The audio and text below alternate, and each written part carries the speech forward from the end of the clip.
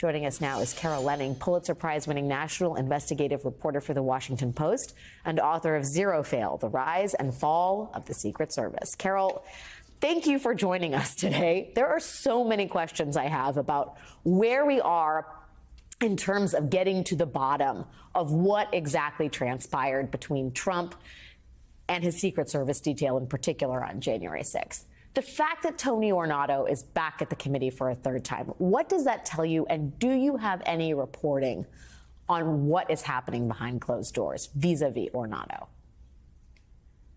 I have a little bit, Alex. I don't think it's going to sate you based on the questions I've heard you asking smartly tonight. But what I do know is this went on for hours. I do know that he was in a remote interview with his private lawyer by his side. You know, Tony Ornato, who used to be the head of President Trump's security detail and then was the White House deputy chief of staff helping Donald Trump set up events and campaign rallies to get reelected. Very unusual. He is no longer in the government and has retired, so he's a private lawyer. He was asked repeatedly about a lot of Cassidy Hutchinson's testimony, including, did you, Tony Ornato, tell anyone or tell Cassidy Hutchinson, as she testified under oath, that there was some kind of altercation in which then President Trump lunged at a steering wheel inside the car he was being driven from his speech to he hoped, the Capitol, and that he lunged at his security detail leader because that detail leader, Bobby Engel, so disappointed and infuriated Trump and told him, I'm sorry, I'm not taking you. We're going to the West Wing. We do not have the assets to protect you at the Capitol. That should have been obvious. There was a mob heading that way. But that's overwhelmingly the centerpiece of the questions, as well as what did Tony Ornato know about the violence that was communicated to President Trump that day? How much did Donald Trump know about what the Secret Service was finding on the ground the day of the rally? You know, there were weapons, there were firearms, pistols, rifles, there were flag poles, there were spears, there were people carrying bear spray, there were people wearing bulletproof vests. How much did Donald Trump know about the danger and the weaponry in the mob of supporters that he eventually encouraged to march on the Capitol with him? Carol, it seems like there are levels to what is being sought here. One is the practicalities of what the president knew, what he actually did, what kind of firsthand account Ornato can provide. But then it feels like there's another level to this, which is the involvement or the complicity, I don't know if that word is too loaded to use, of the Secret Service apparatus itself, right?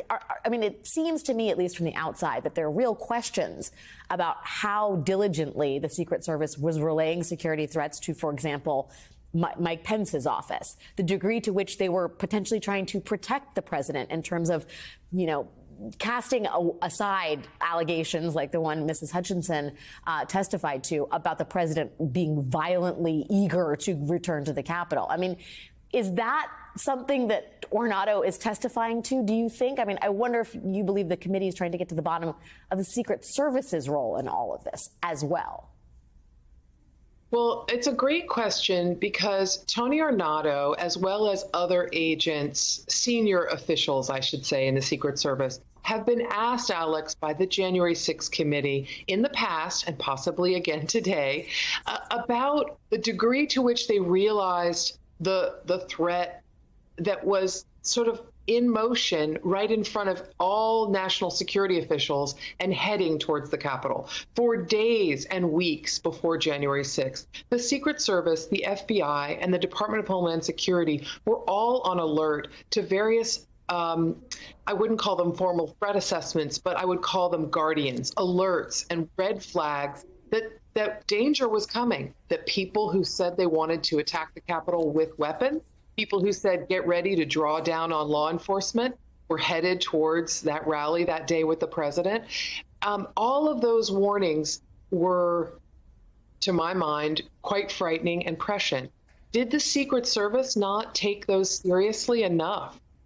Many agents and senior leaders have been asked that question, and Tony Ornato is a rightful person to ask that question as well, because they were sending, essentially, one of their most important protectees, the vice president, to a building that was targeted for attack, according to all the intel that was coming in to the Secret Service and other parts of our government that are supposed to protect our country. Yeah, you can't get away. That's an inescapable reality, right? Carol, one more question for you, which is, what do you think the downstream effects of the seditious conspiracy verdicts are as it concerns other folks who are in the hot seat, if you will, in terms of these sprawling DOJ investigations? Do you think this increases their pressure for them to cooperate? I mean, what do you think is the practical effect of the sort of landmark verdicts we have this evening?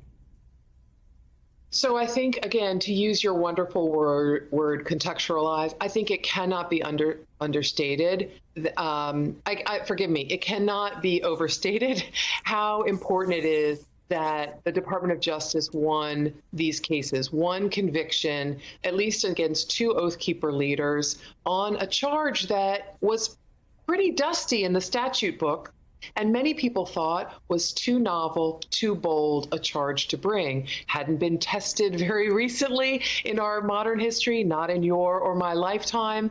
And here we had a situation that was literally unprecedented.